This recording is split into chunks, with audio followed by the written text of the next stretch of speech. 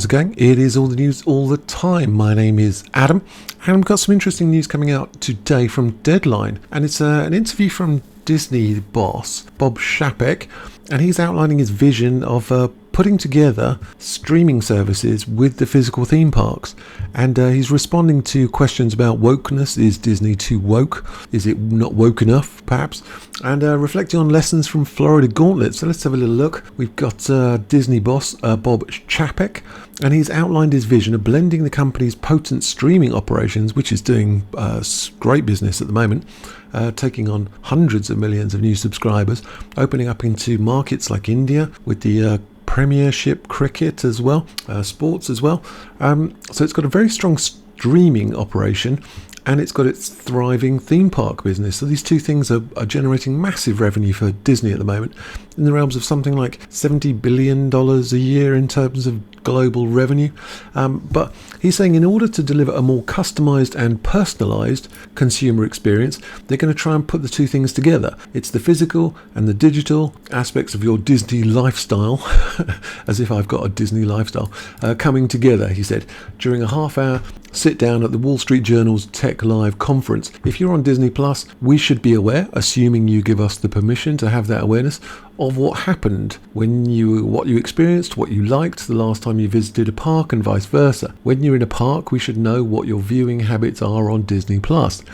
You might be thinking why, but efforts to unify these two branches of the company's operations are underway. Chapek says we're putting the arms and legs on it. That sounds really weird. Right now inside our own technical groups.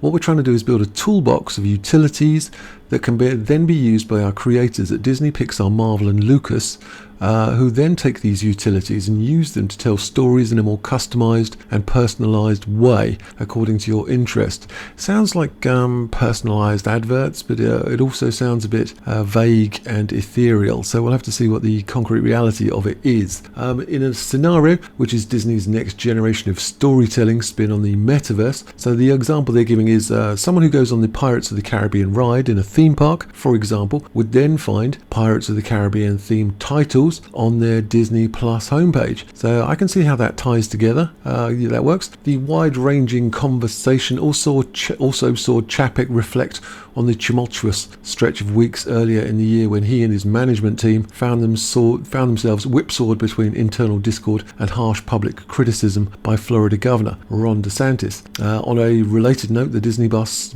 also responded to charges of wokeness in the company's activities, and he discussed how he sees the crowded streaming field shaking out. If we move on to the section we're talking about the wokeness up here, it's saying, asked by the Wall Street Journal editor-in-chief about criticisms of creative choices, an example being the same-sex kiss in Lightyear or Pinocchio accepting his wooden self. I would cite the example of the new Little Mermaid as well, casting in the latest film version. There's been questions and statements that says it's woke Disney, and Disney is now too woke. So Chapek replied with a different description. Of course he does.